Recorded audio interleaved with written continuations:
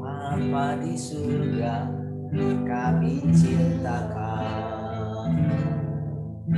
Namamu ditinggikan di seluruh bumi.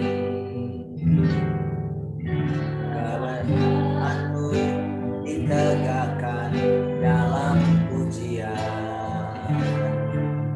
Dan umat-Mu beritakan karya-Mu.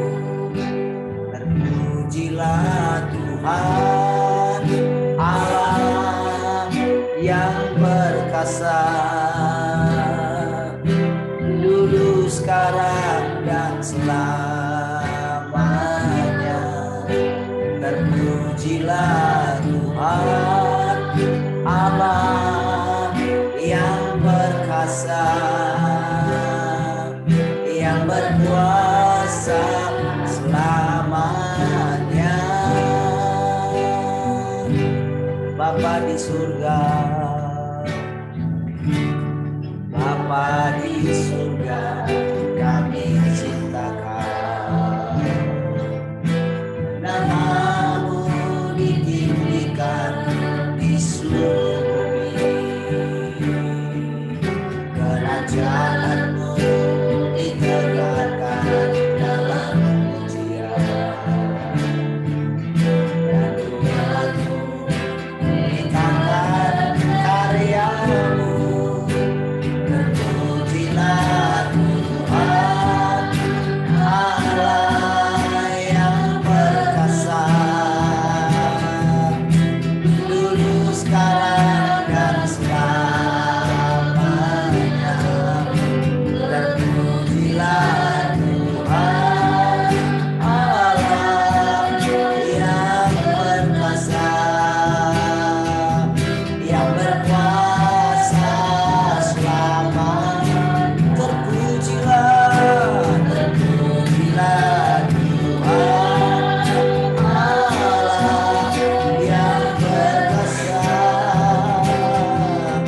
dulu sekarang dan selamanya. Terpujilah Tuhan Allah yang perkasa,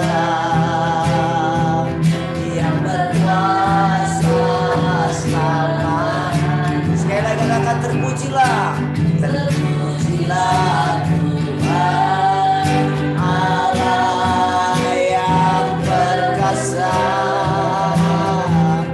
dulu sekarang dan selamanya. Terpujilah Allah yang perkasa, yang berkuasa selamanya.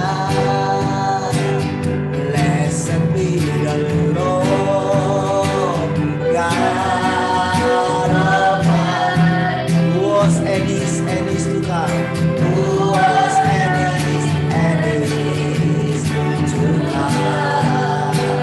Blessed be the Lord God Almighty, who reigns forevermore, who reigns forever. Terpujilah, terpujilah Tuhan Allah yang perkasa, dulu sekarang dan selamanya. Terpujilah Tuhan Allah yang perkasa, yang berkuasa selamanya. Oh, yang berkuasa selamanya. Oh, yang berkuasa selamanya.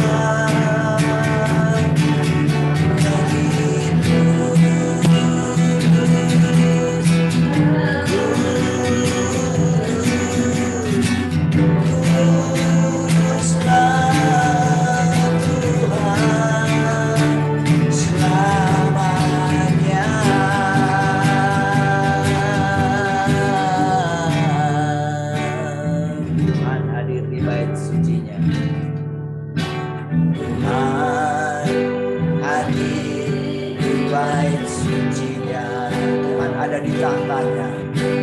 Tuhan ada di tahtanya. Alami datang Dia bagi Yesus buat kasih-Nya.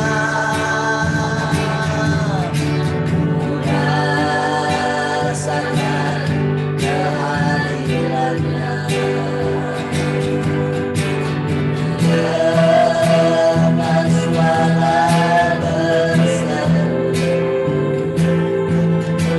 anak domba yang dikorbankan layak untuk terima pujian. Nyanyi haleluya, haleluya, haleluya. Nyanyi haleluya, haleluya, haleluya.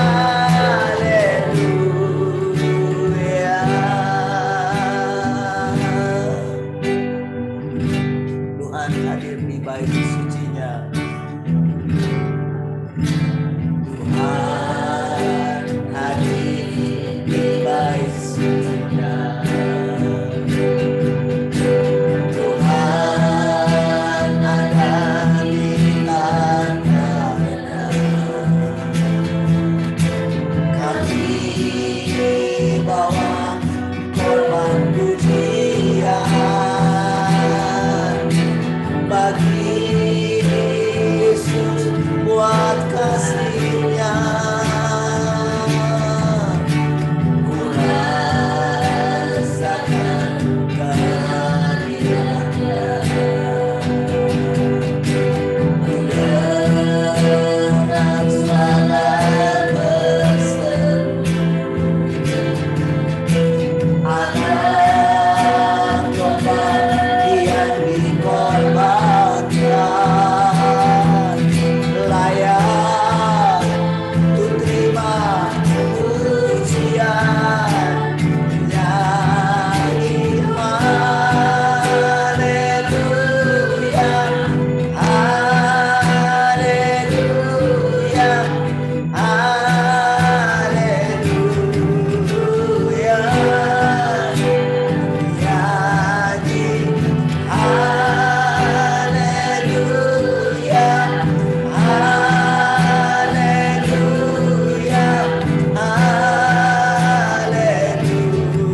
Nyanyi haleluya, nyanyi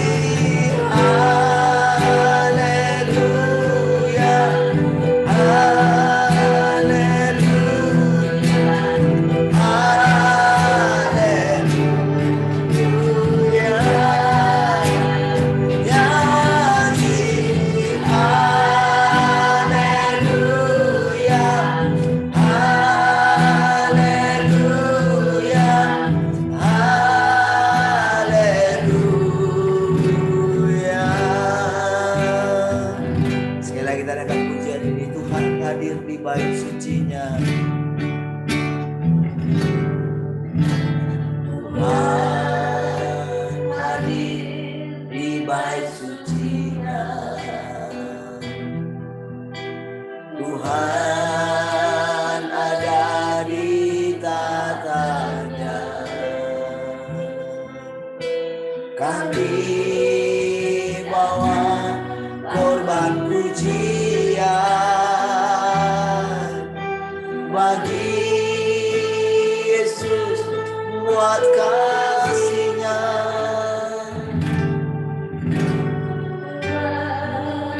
Rasakan kehadiran-Nya. Ku dengar suara berseru, anak domba yang dikorbankan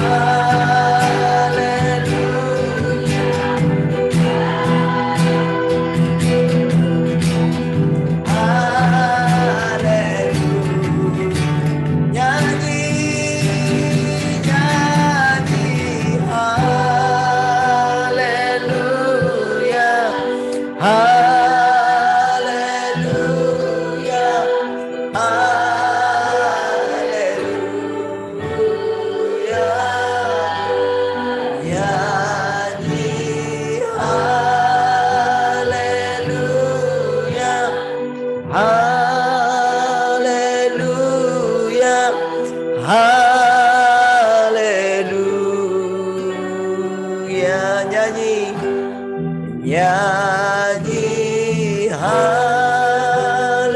haleluya, haleluya, haleluya, nyanyi, haleluya, haleluya, haleluya.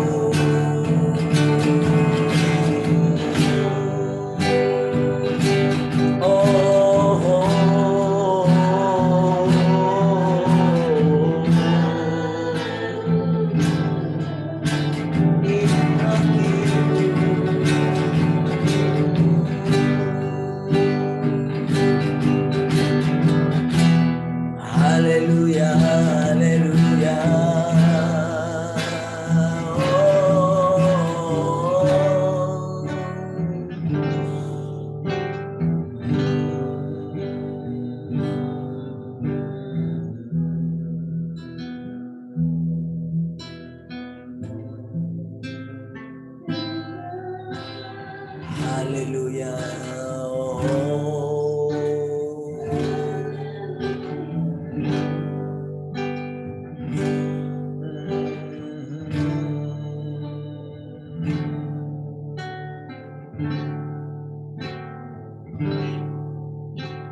Yesus, aku cinta kepadamu. Yesus, aku cinta kepadamu. Yesus, aku cinta kepadamu. Yesusku, aku cinta kamu. Yesus, aku cinta kepadamu. Yesus, aku cinta kepadamu. Yesus, aku cinta kepadamu. Yesusku, aku cinta kamu. Dengan segenap hatiku, dengan segenap jiwaku, hanya Engkau yang patut disembah. Yesus, tak terukur kasih-Mu. Yesus, sungguh ku cinta Kau. Yesus, aku cinta. Yesus, aku cinta kepadamu. Yesus, aku cinta kepadamu. Yesus, aku cinta kepadamu. Yesusku, aku cinta Kau. Dengan segenap hatiku, dengan segenap jiwaku, hanya Engkau yang patut disembah. Yesus, tak terukur kasih-Mu. Yesus, sungguh ku cinta dengan segenap hati, dengan segenap hatiku, dengan segenap jiwaku, hanya Engkau yang patut disembah. Yesus, tak terukur kasih-Mu. Yesus, sungguh ku cinta Kau. Yesus, terukur kasih-Mu. Yesus, sungguh ku cinta Kau.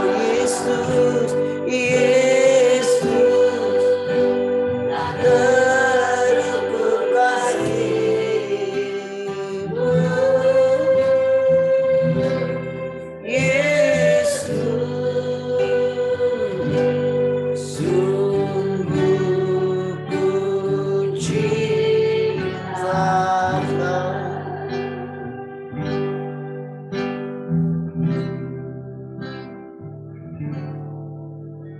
Terima kasih Tuhan, Engkau berdaulat atas hidup kami.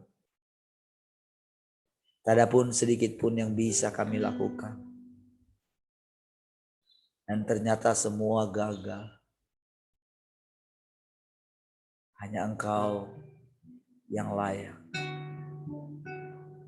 menerima segala pujian. Kudus-kuduslah Engkau. Nyata perbuatan ajaib dan besar segala jalan-jalan. Tak ada apapun yang terjadi di luar kendali.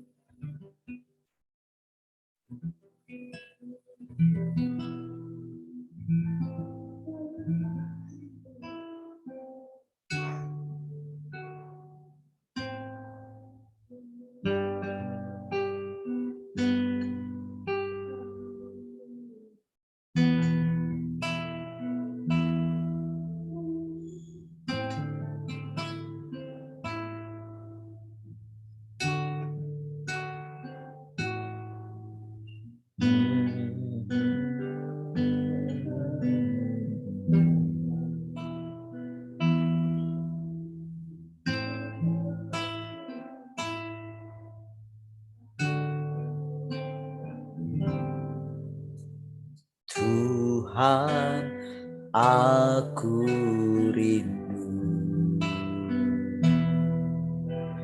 Tuhan, aku siap. Penuhi aku dengan roh-Mu. Ku rindu lawatan-Mu.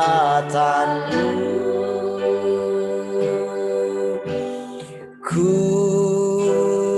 rindukan Kau hadir di sini saat ini, Tuhan.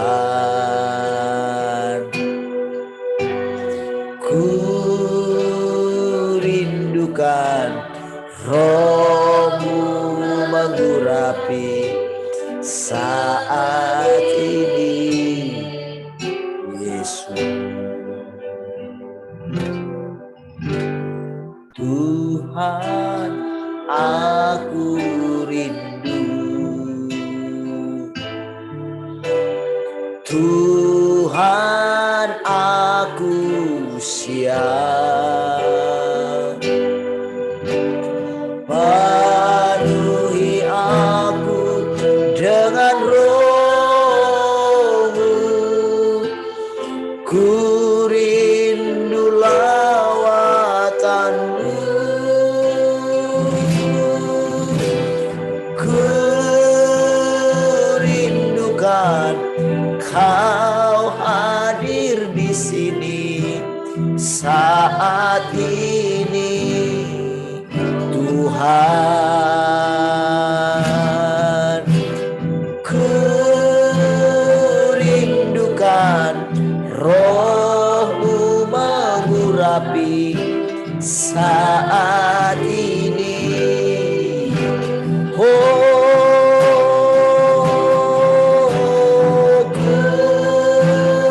rindukan Kau hadir di sini saat ini, Tuhan.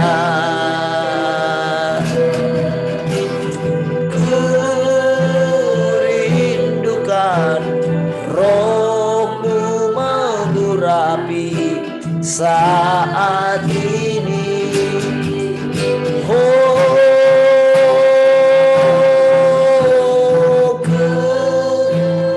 rindukan Kau hadir di sini saat ini, Tuhan. Ku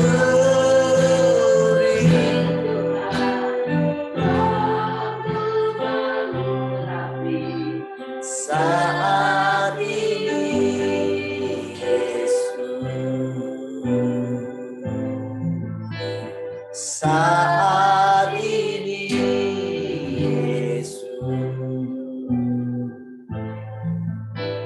Saat ini, Yesus.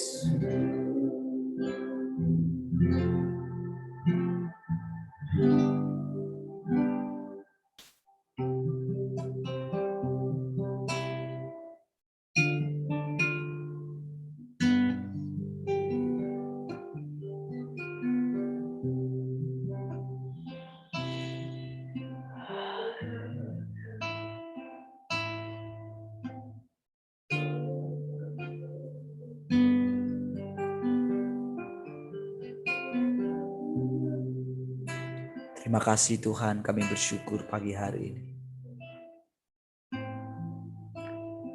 Haleluya. Engkau berdaulat dalam hidup kami. Kan tubuh ini adalah kepunyaan.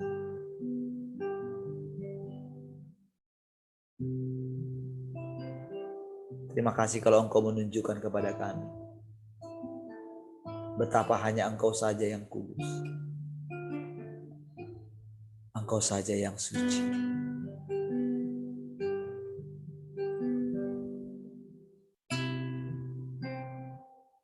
Silakan Tuhan. Engkau menyampaikan isi hatimu bagi kami. Firman-Mu, perkataan-perkataanmu itu berdaulat. Sekali lagi, kami tundukkan pikiran kami ini di bawah pikiran dan perasaan Kristus. Terima kasih Tuhan. Firman-Mu menjadi kenyataan. Firman-Mu bekerja. Sebab dari semula, perkataan-perkataan-Mu lah yang menjadikan segala sesuatu dari yang tidak ada menjadi ada. Dan ketika firman-Mu mengatakan yang ada itu menjadi tidak ada, itu pun adalah kedaulatan-Mu sendiri.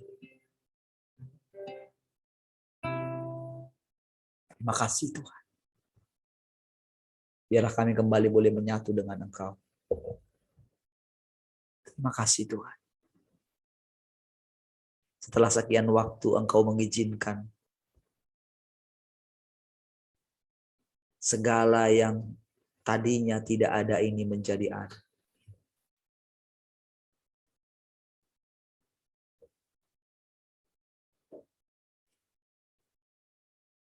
Segala yang bernafas, yang bernyawa, bahkan menganggap dia berhak atas segala sesuatu yang ada ini. Dan Engkau berkata bahwa segala sesuatu yang kelihatan ini berasal daripada yang tidak kelihatan. Biarlah setiap kami kembali boleh menyadari bahwa hari-Mu sudah datang. Terima kasih Tuhan. Terpujilah segala hikmat.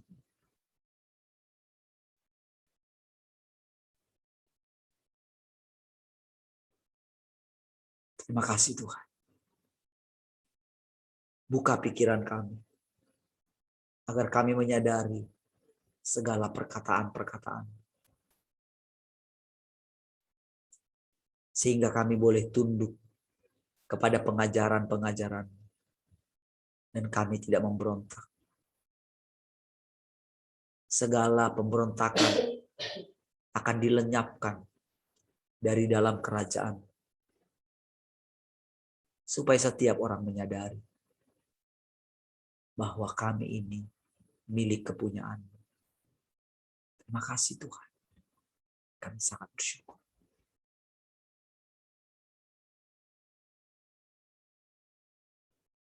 Kami bersyukur Tuhan. Engkau mau bicara bagi kami. Engkau menenangkan kami lewat perkataan-perkataan.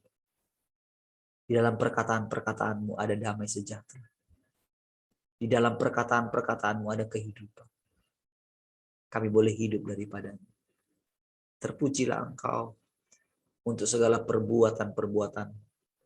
Terpujilah Engkau untuk segala hikmat. Kami bersyukur. Haleluya. Sama-sama katakan amin. Amin.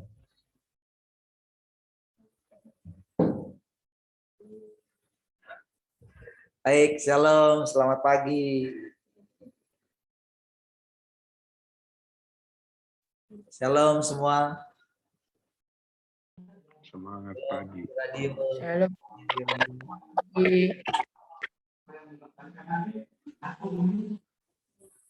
Lagi. Hah? Oke. Di radio ada lebih banyak ya. Di radio ada 9. Mungkin yang sudah terlambat tidak berani lagi masuk ya.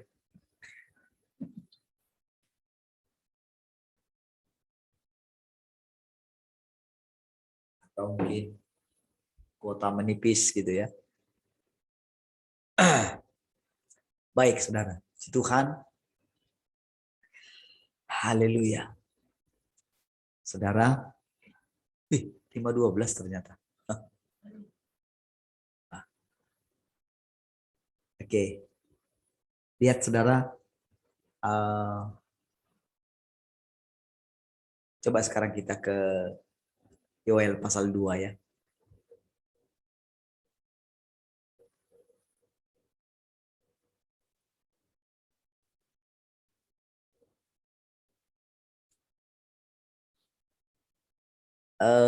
Ada beberapa anak di sini.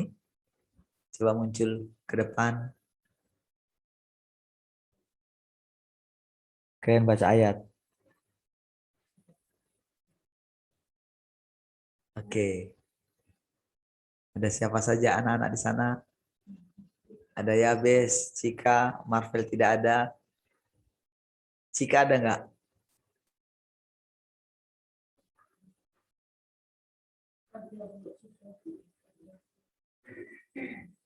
Oke, jadi anak-anak baca 3. Ini ada kita baca sampai ayat 11. Berarti 1 orang 3. Oh. 3 atau 2 dulu ya. Siapa duluan? Join. Yoel 2 ayat 1. Sampai 2. Tiuplah sangkakala di Sion dan berteriaklah di gunungku yang kudus, biarlah gemetar seluruh penduduk negeri, sebab hari Tuhan datang, sebab hari itu sudah dekat. Suatu hari gelap gulita dan kelam kabut, suatu hari berawan dan kelam pekat, seperti fajar di atas gunung-gunung terbentang, suatu bangsa yang banyak dan kuat, yang serupa itu tidak pernah ada sejak purbakala, dan tidak akan ada lagi sesudah itu turun-temurun pada masa yang akan datang. Ayat 3 sampai 4. Di depan api memakan habis, di belakangnya nyala api berkobar. Tanah di depannya seperti Taman Eden, tetapi di belakangnya padang gurun tandus dan sama sekali tidak ada yang dapat luput. Rupa seperti kuda dan seperti kuda balapan mereka berlari. Seperti gemetarnya kereta-kereta, mereka melompat-lompat di atas puncak gunung-gunung, seperti gelitiknya nyala api yang memakan habis jerami, seperti suatu bangsa yang kuat, teratur barisannya untuk berperang. Terhadap bangsa-bangsa gemetar, segala muka bertambah menjadi pucat pasi. Seperti pahlawan mereka berlari, seperti prajurit mereka naik tembok, dan mereka masing-masing berjalan terus dengan tidak membelok dari jalannya. Mereka tidak berdesak-desakan, mereka berjalan terus masing-masing di jalannya. Mereka menerobos pertahanan dengan tombak, mereka tidak membiarkan barisannya terputus. Oh, Jessica.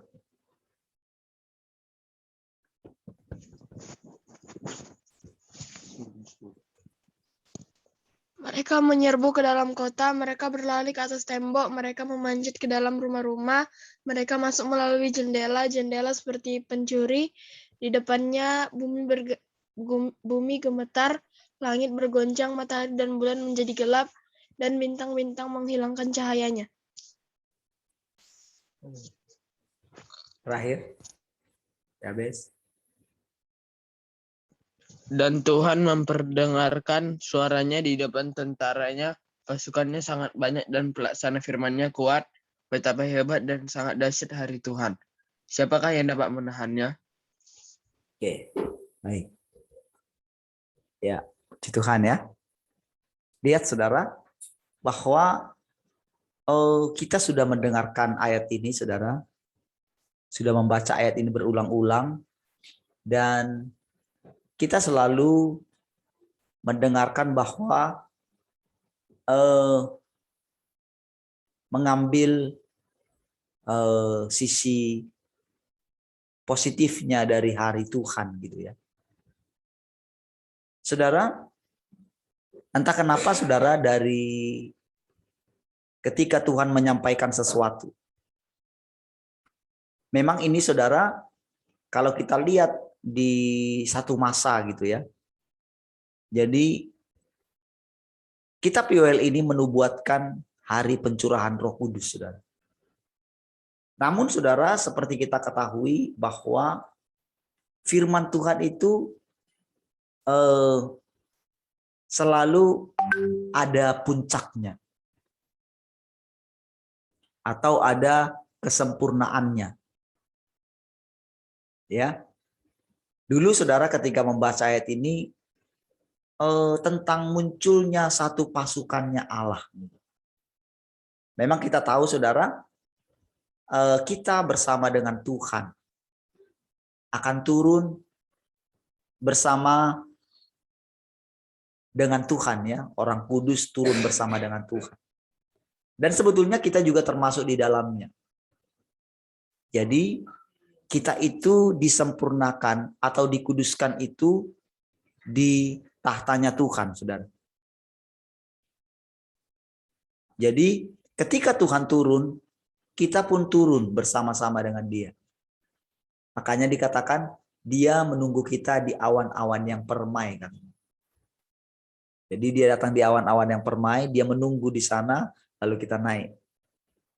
Ya. Namun kan semua itu hanyalah, kalau di waktu yang lalu saudara, pengertian ini mungkin masih samar gitu. Karena kan namanya nubuatan. Saudara, tentang nubuatan, para rasul mengatakan ujilah segala sesuatu. Nah, waktu keluar perkataan uji segala sesuatu, maka daging itu sangat rentan sekali ikut berperang. Jadi kadang-kadang perkataan Tuhan sendiri yang asli pun diuji. Ya, memang ada ayatnya bilang begitu. Nah, namun saudara, ketika firman Tuhan itu turun, itu sebetulnya adalah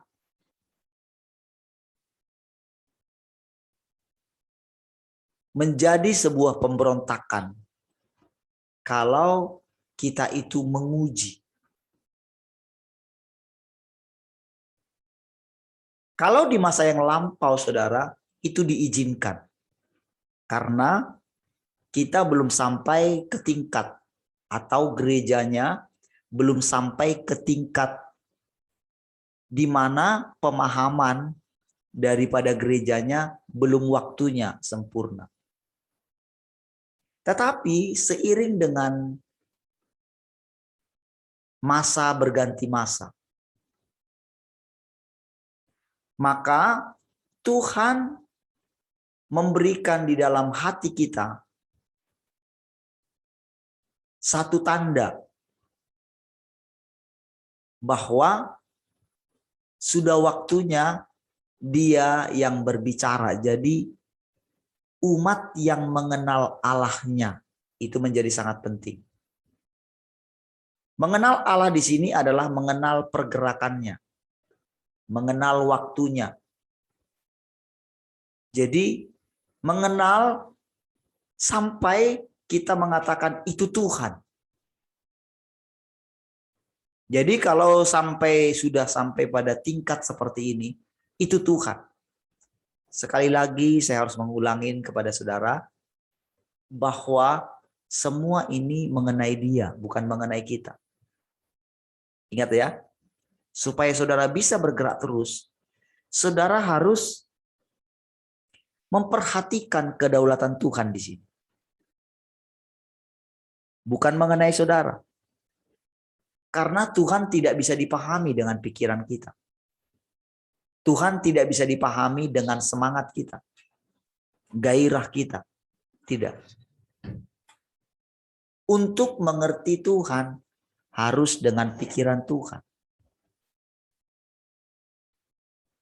Dan untuk mengenal pikiran Tuhan, kita mesti ditaklukkan.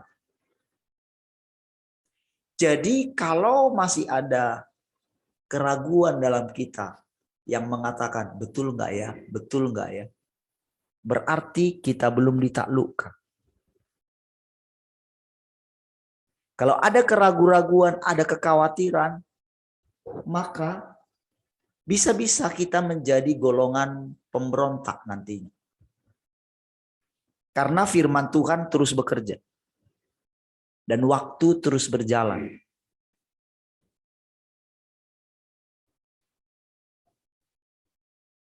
Jadi saudara, untuk menjadi seorang pemberontak, bukanlah harus benar-benar jahat. Seorang yang paling baik menurut dunia ini justru adalah pemberontak di hadapan Tuhan.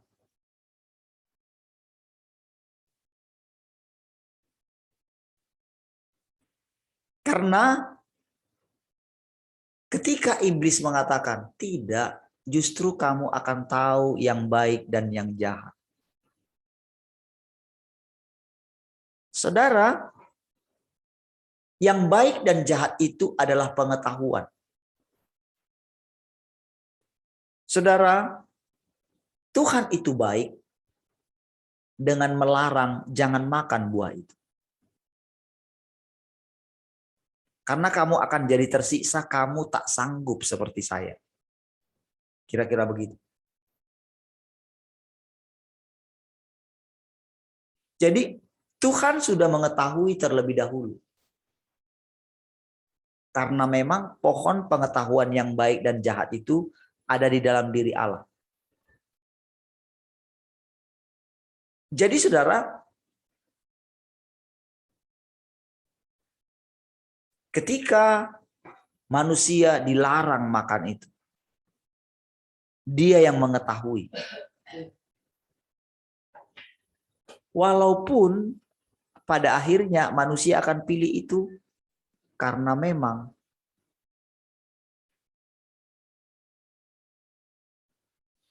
dia mengizinkan si jahat yang dilemparkan ke bumi itu memanifestasikan dirinya. Si jahat itu menjelma di dalam diri ular itu.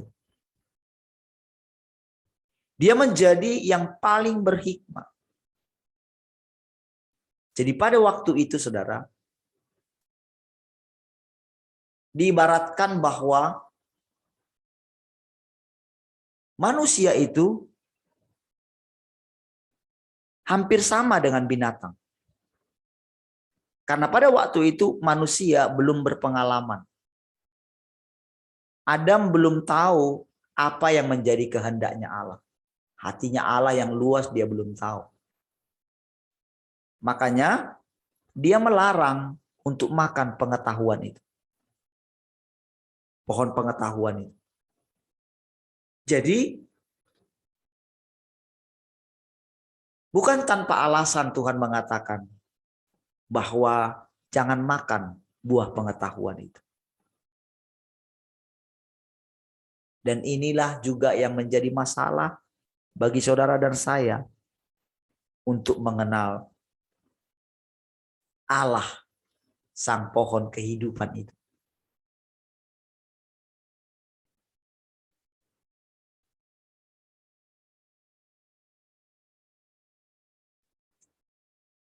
Saudara, sengaja memang saudara, Tuhan seperti sembunyikan pohon kehidupan itu.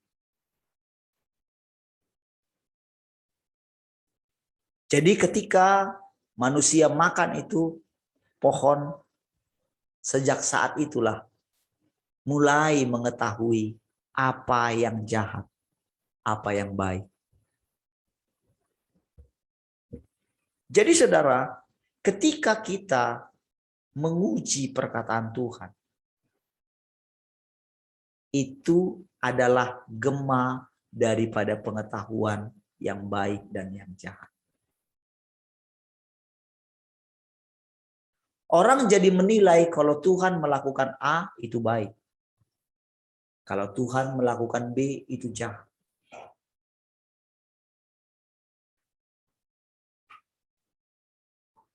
Sehingga saudara, Paulus pernah mengatakan dalam satu ayat, mungkinkah mata air mengeluarkan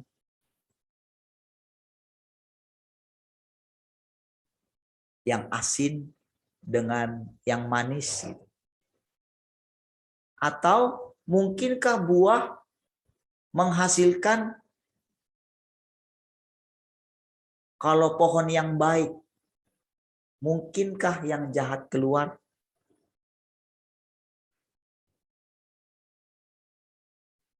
Itulah gema daripada pohon pengetahuan baik dan jahat. Sehingga saudara, orang-orang kudus paling baik, paling dekat dengan Tuhan, itu telah menjadi pemberontak. Musa berontak terhadap Tuhan.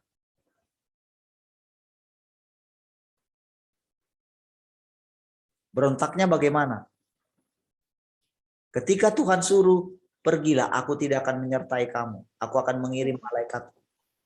Ya bukan. Apa sembulan?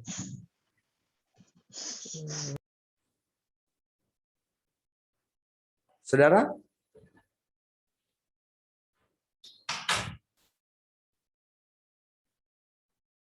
Musa berkata, aku tidak mau pergi.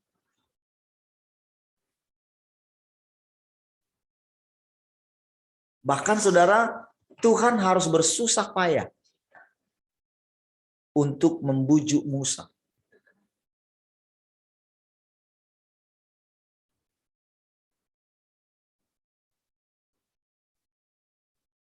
Dia harus bersabar dengan Musa. Sampai pada satu saat, dia nggak bisa bersabar lagi dengan dia. Itulah puncak. Paulus juga demikian.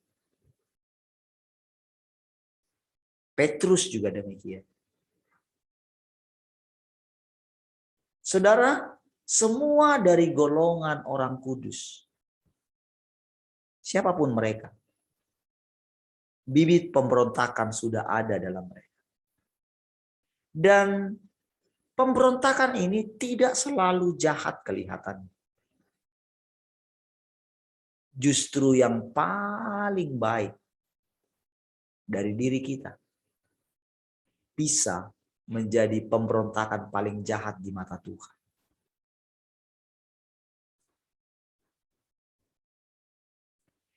Makanya saudara, ayat yang mengatakan ujilah setiap roh. Betul. Tetapi saudara, keadaan jadi seolah-olah perkataan itu membuat manusia yang hidup sesudahnya itu selalu menguji Tuhan.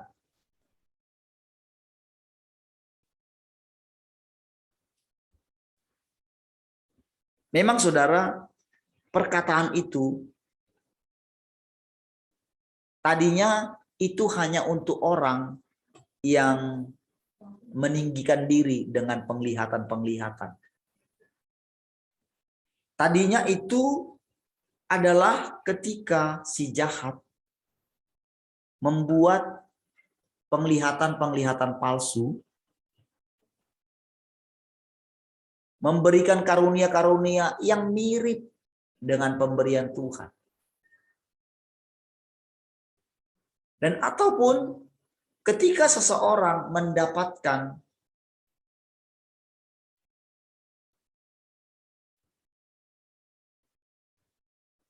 karunia daripada Tuhan. Karena memang si penerima ini sudah ada benih pemberontakan di dalam dia. Tuhan menyadari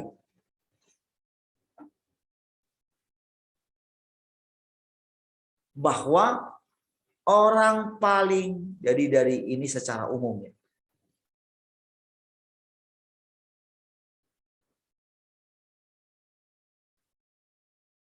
orang paling baik menurut ukuran dunia ini, selalu Tuhan temukan ada kecurangan dalam hati mereka. Sehingga saudara, sebelum kita dijadikan, Tuhan katakan Tuhan sudah memilih kita.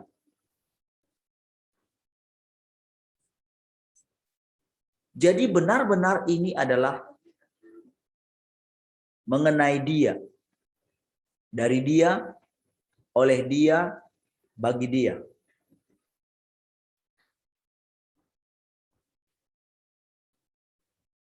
Saudara, kalau saudara terus memandang Tuhan, saudara akan semakin mengerti perkataan-perkataannya. Saudara, roh penguji itu yang menguji segala sesuatu. Perhatikan, di masanya itu berlaku. Tapi di masa pekerjaan hampir rampung, waktu terus berlalu, waktu terus bergerak, dan kita sudah jauh larut malam.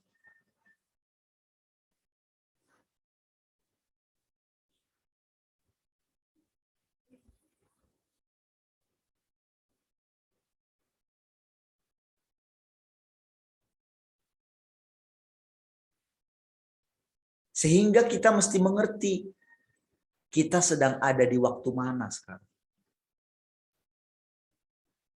Jadi ayat yang mengatakan ujilah segala sesuatu di masanya itu tepat. Tapi ada masanya bahwa perkataan itu tidak tepat di masa kita. Karena hal inilah yang membuat Tuhan tidak bisa bergerak dengan leluasa. Saudara, bukankah ketika Tuhan mau hanya meninggalkan Musa, bukankah dia berdaulat harusnya? Bukankah dia lebih tahu apa yang dia lakukan? Siapakah Musa bisa menasehati Tuhan?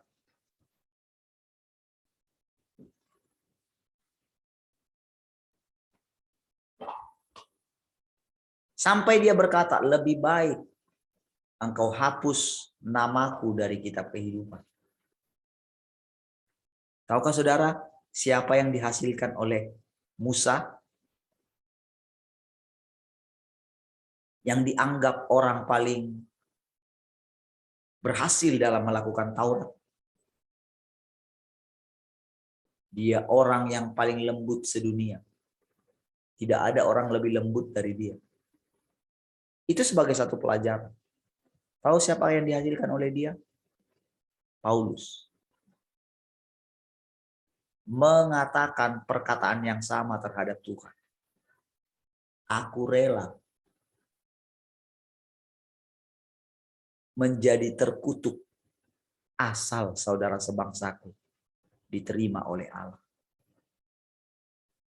Jadi tujuan dia melakukan penginjilan sampai ke ujung-ujung bumi bukan untuk Tuhan,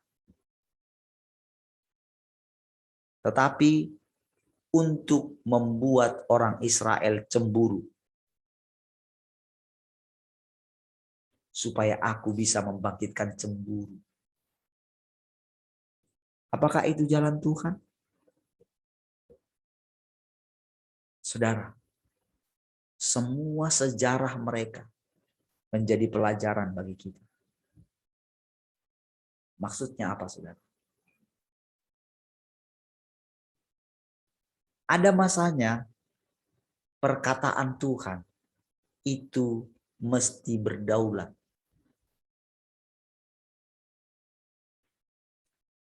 Saudara, kalau saudara baca akhir daripada kitab Wahyu, saudara akan melihat bagaimana Tuhan menghabiskan segala kejahatan.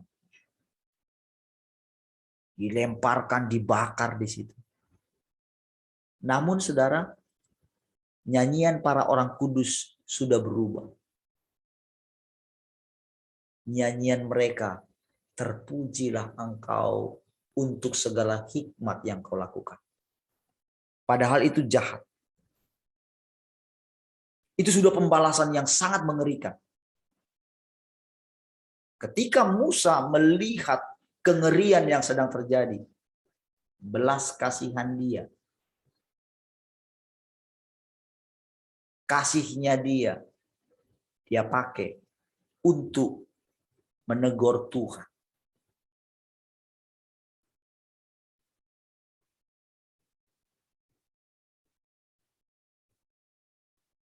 Pendoa syafaat bisa menjadi pemberontak di hadapan Tuhan. Karena dia pikir hanya dengan memohon belas kasihan, dia pikir akan terjadi perubahan bagi manusia ini. Dia pikir kalau Tuhan mencurahkan sekali lagi Roh Kudus-Nya, membuat orang bertobat, lalu akan jadi baik-baik saja.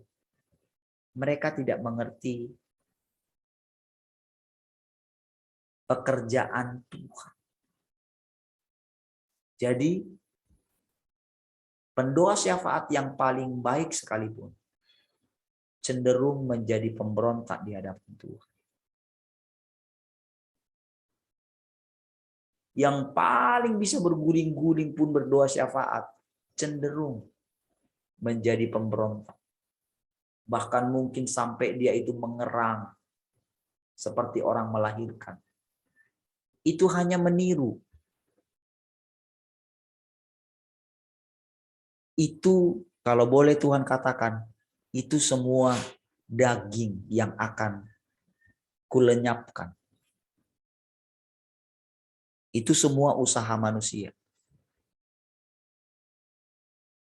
Dan Tuhan sudah membuktikan semua itu gagal. Makanya ketika Tuhan menyatakan dirinya, dia datang kedua kali. Semua orang harus tunduk dan memperhatikan Tuhan. Saudara, Tuhan itu kudus. Dan kekudusan dia itu, saudara, bukan karena dia tidak bersentuhan dengan dunia ini. Sebab segala sesuatu ada di dalam dirinya. Makanya saya katakan, pohon pengetahuan yang baik dan jahat itu pun ada di dalam diri Allah. Jadi sama seperti ketika dia melahirkan anaknya. Pada hari ini aku melahirkan engkau.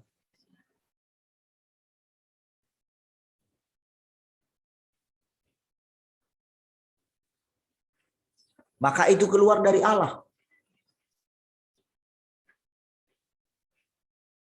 Jadi ketika diciptakan pohon pengetahuan yang baik dan yang jahat, itu seolah-olah dikeluarkan dari dirinya Allah. Jadi saudara, ketika terjadi pemberontakan di sorga, tahukah saudara, di dalam diri Allah ada perkembangan pengetahuan. Tadinya saudara, tidak kelihatan itu saudara. Ketika dikeluarkan dari diri Allah lah, baru Allah tahu tentang dirinya. Dan dia berfirman untuk memperbaikinya.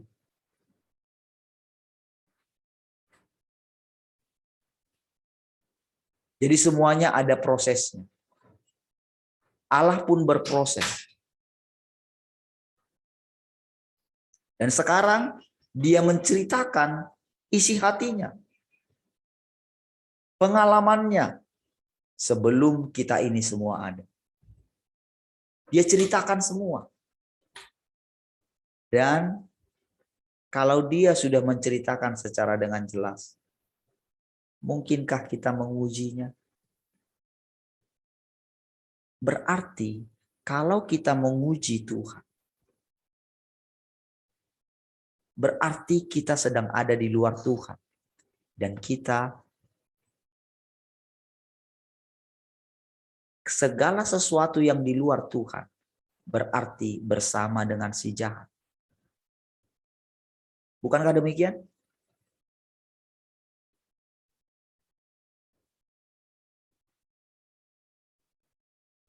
Saudara, tadi malam ketika saya terus bicara, lalu ada satu pernyataan yang di endingnya itu, saudara, saya merasakan sesuatu, Tuhan mau mengajar. Mengajar tapi ini serius. Di endingnya. Ketika saya mengatakan tentang firman yang akan meledak itu seperti mata air. Lalu saya buka ayatnya dari Wahyu pasal 12. Dan ternyata ayatnya itu justru berbicara mengenai si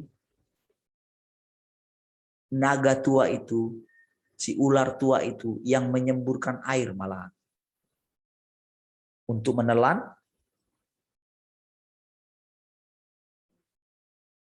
perempuan itu ya. Tetapi Tuhan datang buat apa? Buat lobang. Sehingga air itu ditelan kembali. Lalu saudara, saya baca kitab Wahyu berikutnya. Saya coba cari lagi. Memang ada ayatnya itu, tapi memang di perjanjian lama. Tapi ketika saya berusaha ingin coba mencarinya, saya tahan dalam hati begini. Tidak. Ada sesuatu yang Tuhan mau ajar sendiri. Tapi saudara, pada waktu saya mau istirahat itu saya agak gelisah gitu. Saya dari yang tadinya bisa merasakan Tuhan dengan kuat dalam beberapa hari gitu. Karena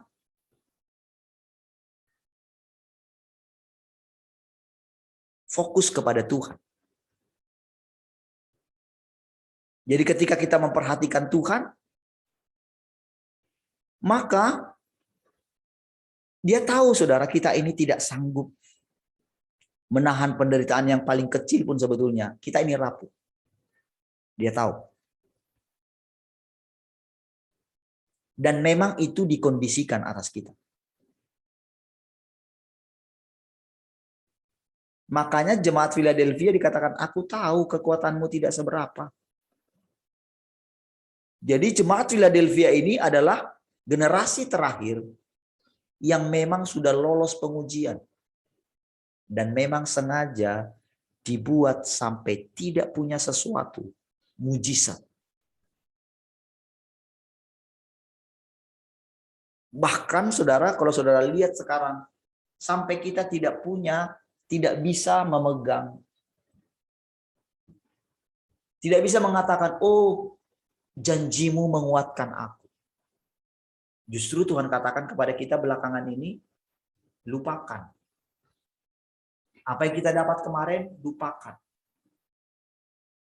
Ternyata tujuannya adalah untuk membuat tidak ada berhala di sini. Berhala itu adalah sesuatu yang kita andalkan melebihi pribadi Tuhan itu sendiri.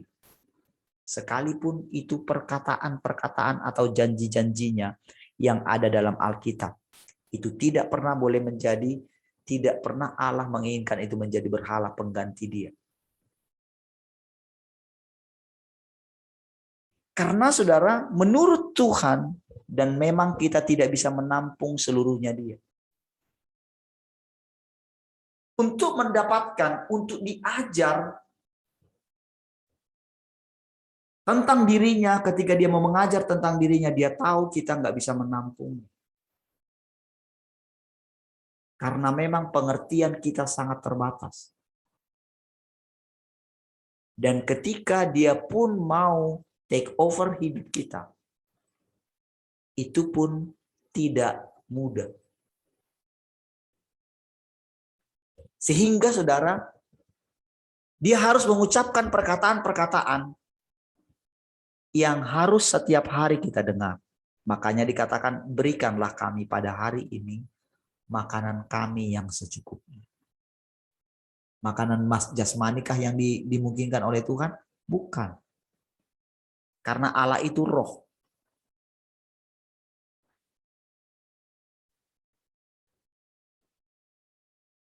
Jadi sebetulnya kita kan tidak perlu makanan jasmani. Maksudnya begini, yang utama adalah makanan roh. Makanan roh itu adalah hidupnya Tuhan, kekuatannya Tuhan, sukacitanya Tuhan. Tuhan katakan, berikanlah kepada kami makanan kami yang secukupnya.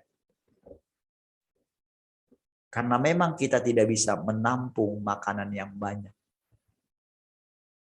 Ada batasan. Dan pada kondisi tertentu, saudara, kita harus makan. Kalau orang misalnya kena penyakit diabetes, ya. Seperti saya pernah diizinkan mengalami itu.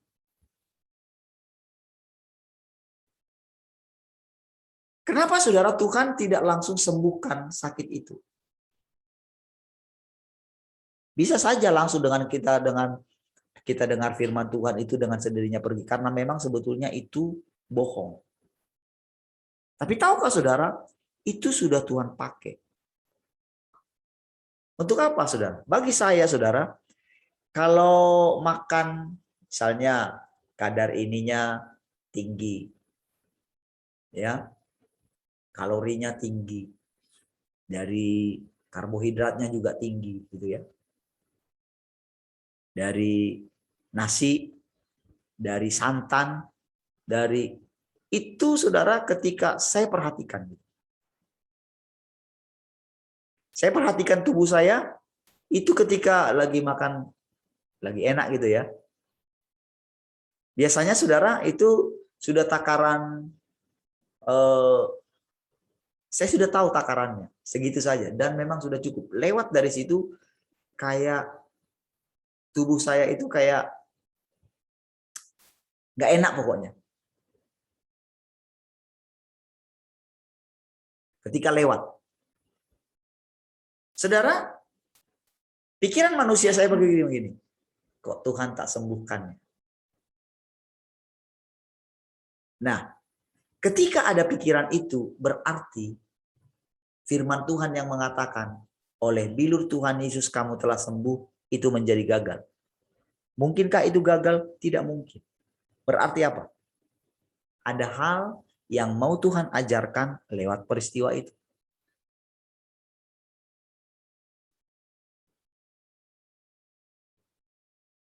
Jadi itu mengenai jasmani, makanan jasmani.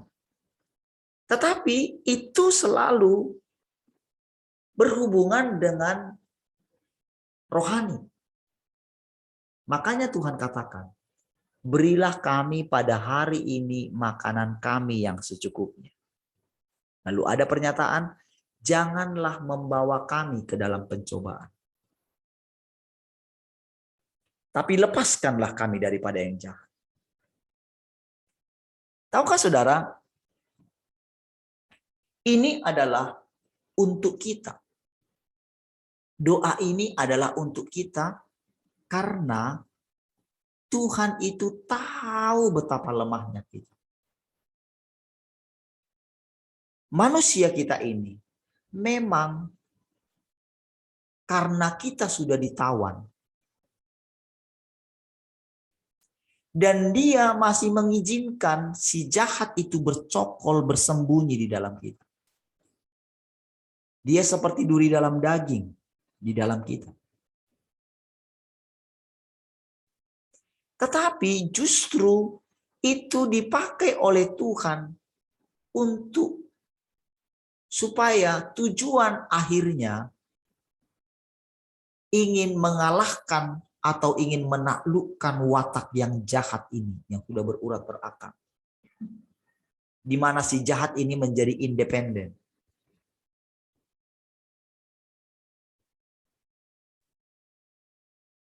Makanya doa yang diajarkan Tuhan Yesus itu sangat kita butuhkan.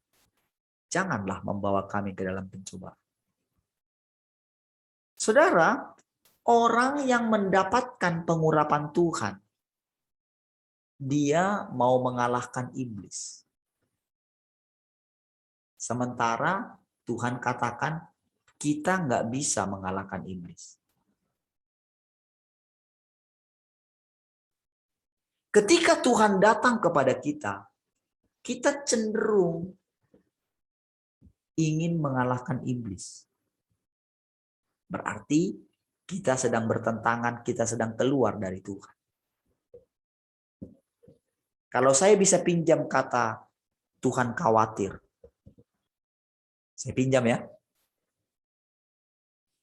Jadi kalau saya katakan Tuhan khawatir, saudara, di dalam Tuhan segala sesuatu.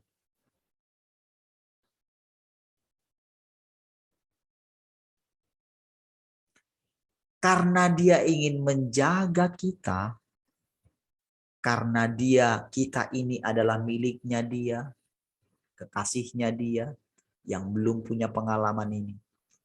Justru karena dia tidak mau kehilangan kita. Dia membuat rambu-rambu termasuk doa yang diajarkan oleh Tuhan Yesus. Supaya apa? Supaya daging kita ini tidak ditarik keluar dari perlindungan kita. Kalau belum waktunya. Tapi sekarang ini saudara, hari sudah jauh larut malam.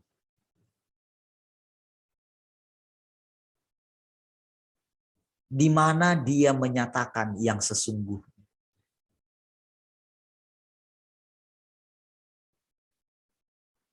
Di mana saudara, dia mau melihat hasilnya. Hasilnya itu adalah dirinya.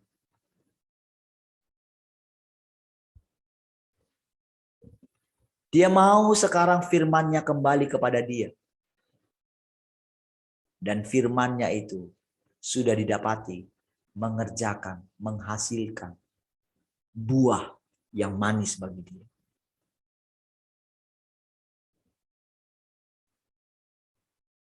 Jadi saudara, ketika saya tidur, dalam beberapa hari ini saudara, saya itu bangun persis 5 menit sebelum alarm saya bunyi. Biasanya begini saudara. Biasanya saya itu bangun minimal 1 jam. Atau kadang-kadang 1,5 jam. Jadi walaupun saya tidur misalnya jam berapa gitu, selalu ada bangunnya minimal 1 jam sebelum alarm saya bunyi. Jadi ketika bangun pas di situ, ketika lihat, oh masih 1 jam lagi, wah masih enak bisa tidur sebentar lagi. Tapi kali ini saudara, itu bangunnya persis, nggak usah 3 kali saudara. 5 menit sebelum alarmnya bunyi. Jadi alarmnya saya bunyi itu jam 4:40. Itu settingannya ya, 3.50 settingan alarm saya. Ya. Nah, saudara, ketika bangun itu, jadi kan rasanya, itu di dalam hati ini entah kenapa saudara, waktu 5 menit itu rasanya untuk, karena kan belum alarmnya bunyi. Kadang ketika pas alarm itu bunyi, saya kadang beberapa kali saudara, saya sudah bangun. langsung mandi gitu. Tapi saudara, 2 malam ini saudara, saya itu kayak merasa tubuh saya itu kayak dingin gitu. Kemarin kayak merasa kayak ada demam gitu. Saya perhatikan, apa ini akibat dari kemarin makan kelebihan gitu. Ingat saudara, bukan masalah lagi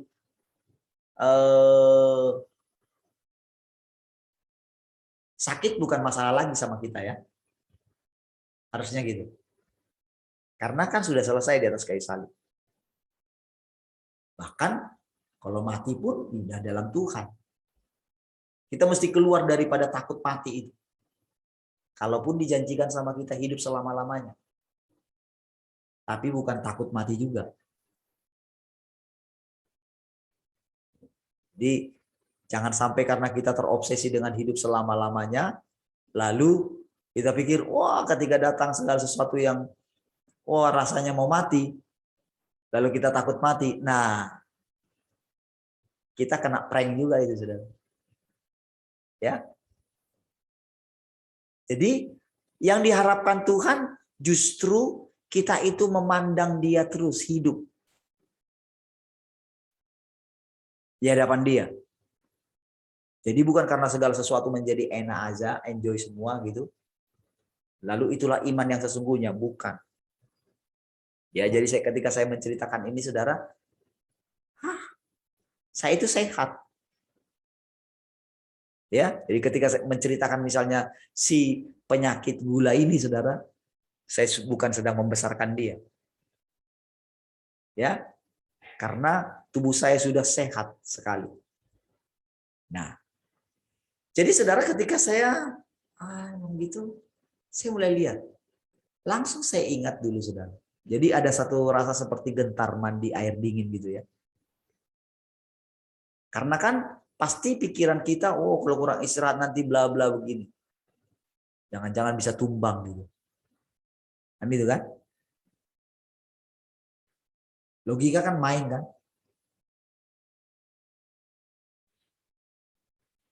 Saudara, jadi dalam 2 hari ini ketika wah, dan benar-benar saudara seperti malas rasanya.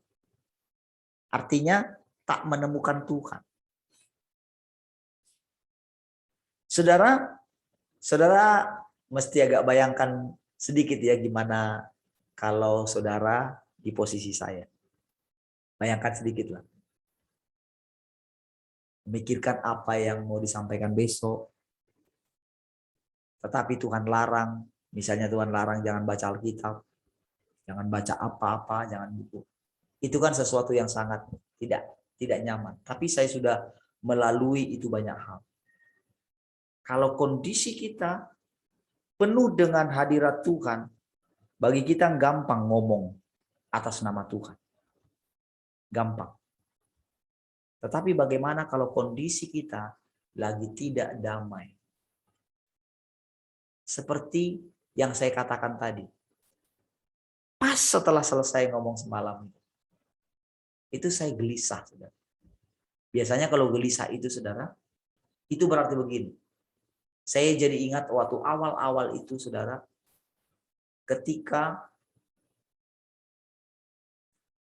diperhadapkan dengan begini, tentang kesalahan, tentang pohon pengetahuan yang baik dan yang jahat. Jadi begitu mengucapkan gitu, itu firman itu buat gelisah gitu. Gelisahnya begini, kayak saya salah ya Tuhan. Saudara, yang seperti ini pun diproses sama Tuhan. Saya sedang berbicara, jadi ketika saya cerita ini, supaya suatu saat saudara mengerti bagaimana racun pengetahuan baik dan jahat itu dilenyapkan dari kita. Bagaimana prosesnya? Jadi itu bukan terjadi begitu saja. Memang nantinya saudara kita akan mendengarkan. Jadi yang menyelamatkan kita adalah perkataan kebenaran. Jadi misalnya saudara, kita merindukan, oh kita dilepaskan, kita diselamatkan, kita lepas dari dosa ini. Saudara, dia akan mengizinkan terus prosesnya itu lama Sampai ketika kita tekun menantikan dia mengucapkan sepatah kata. Sekarang kamu sudah kudus. Saudara, mungkin itu perkataan itu pernah orang mengucapkan. Jadi masing-masing kita ini akan mengetahui kapan kita mendengarkan perkataan itu. Dan perkataan itulah yang mengakibatkan kita jadi kudus. Ingat, bukan karena usaha kita. Mau bagaimanapun saudara menjadi kudus, tidak bisa kudus, saudara. Sekalipun saudara terus ada di hadirat Tuhan, terus. Sampai satu saat saudara mendengarkan perkataan Tuhan itu sendiri. Kamu sudah kudus. Sebab aku kudus. Barulah saudara mendapatkan anugerah. Barulah semua segala yang tadi itu perasaan gelisah, ragu-ragu, semua yang lain itu. Perasaan, pengalaman tentang kita pernah menjadi pendosa dan berakar di dalam kita. Ketika kita mendengarkan perkataan Tuhan itulah baru kita benar-benar merdeka. Itulah perkataan yang dikatakan, jika anak itu memerdekakan kamu, kamu pun benar-benar merdeka. Jadi saudara, ketika itu saudara, saya sudah terbiasa dengan itu saudara, saya sudah mulai mengerti pola kerjanya. Ingat, saya tidak diajarkan oleh siapapun dari manusia tentang ini. Tidak pernah saya baca buku seperti ini. Dan saya tidak pernah dengar orang khotbah seperti ini. Jadi ini pengalaman saya mengenal Tuhan. Dan saya sangat yakin saudara akan punya pengalaman yang sama. Saudara akan ngerti bagaimana racun pengetahuan baik dan jahat. Saudara, kenapa saya berani katakan begitu? Karena sampai hari ini, saudara masih ada di ruangan ini. Berarti pilihan Tuhan atas hidup saudara. Jadi ini pilihan. Bukan kita yang milih Tuhan, tapi Tuhan yang pilih. Ini saudara mesti pegang. Supaya saudara kuat menjalani sisa hari-hari pengujian ini. Jadi saudara, saya sudah terbiasa dengan itu. Saya istirahat. Ketika bangun, saudara, bayangkan saudara, masakkan waktu 5 menit itu. Saya nggak usah bilang saya persembahkan tubuh saya bla bla sebagai persembahan yang hidup. 5 menit saja. 5 menit sebelum waktu alarm, 5 menit loh. Bayangkan ternyata untuk mempersembahkan yang 5 menit itu tidak mudah bagi saya. Betapa rapuhnya saya. 5 menit loh. Itu di sini ada grundel gitu. Dan Tuhan jelas memperhatikan itu.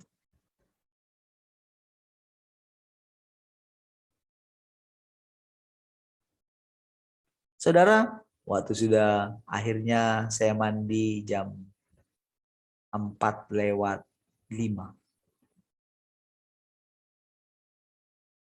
Lewat 5 atau lewat 10 ya? Lewat 5 ya. Dan selesai semua. Udah mandi semua, teh sudah jadi. Ini naik, kalau nggak salah lewat 15 ya? Enggak ya? Lewat 10 ya? 10 lewat sedikit lah. Saudara, saya itu masih sempat sandar kayak gini.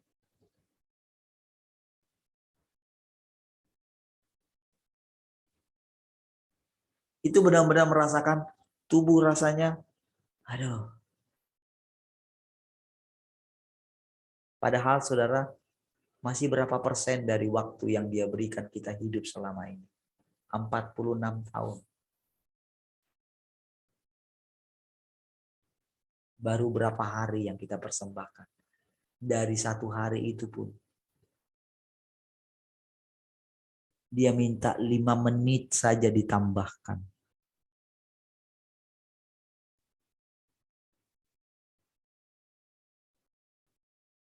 Padahal saudara setelah itu saya bisa istirahat.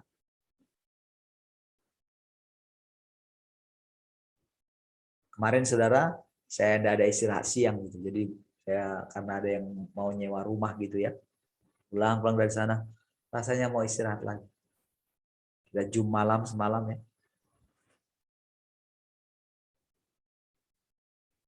Saudara, lewat 7 saudara. Saya belum sempat menerangkan ayat ini ya.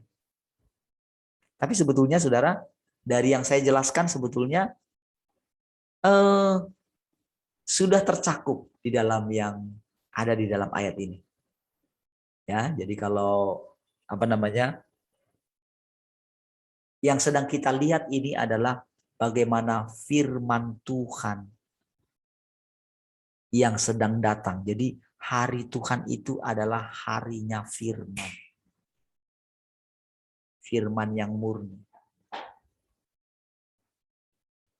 Harinya Tuhan itu sampai pahlawan pun mukanya pucat.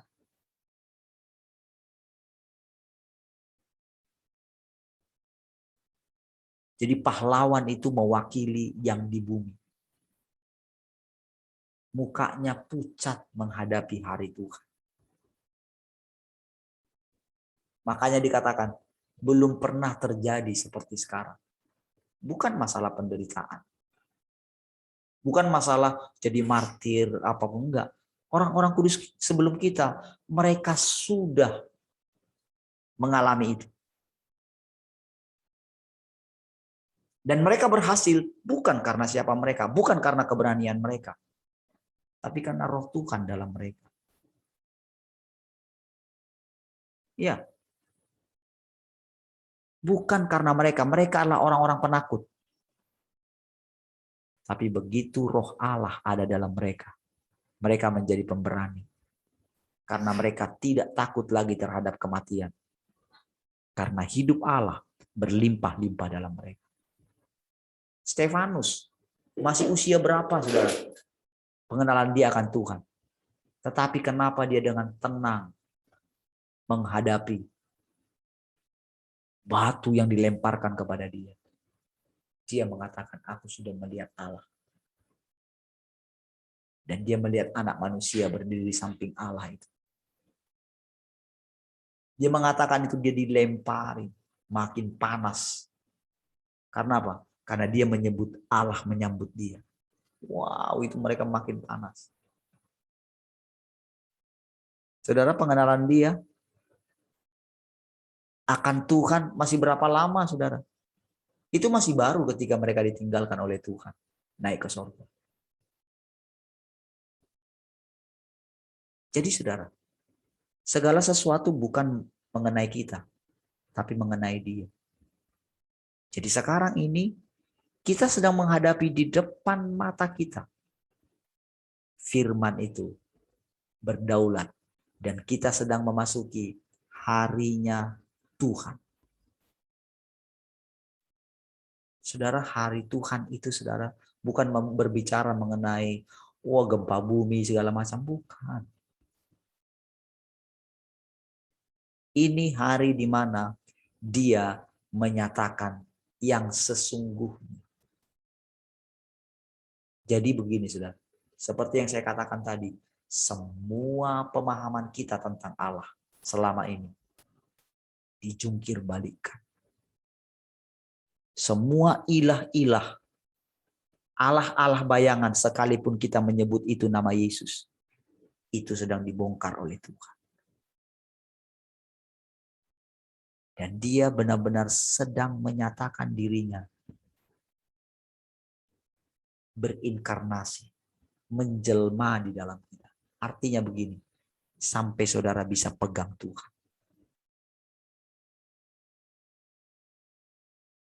Dan kalau saudara bisa hidup, itu adalah karena hidupnya ada dalam saudara. Baik, besok akan saya lanjutkan kalau memang diizinkan menyampaikan ini ya. Mari kita berdoa. Terima kasih Bapa Surgawi. Kami bersyukur untuk kebenaran firman-Mu hari ini. Engkau sudah mengajari kami. Engkau sudah menuntun kami. Kami bersyukur sepanjang hari ini. Hidup kami persembahkan bagi-Mu. Bagimulah segala pujian, hormat, kemuliaan. Haleluya. Sama-sama katakan, amin. Baik, puji Tuhan. Tuhan Yesus memberkati.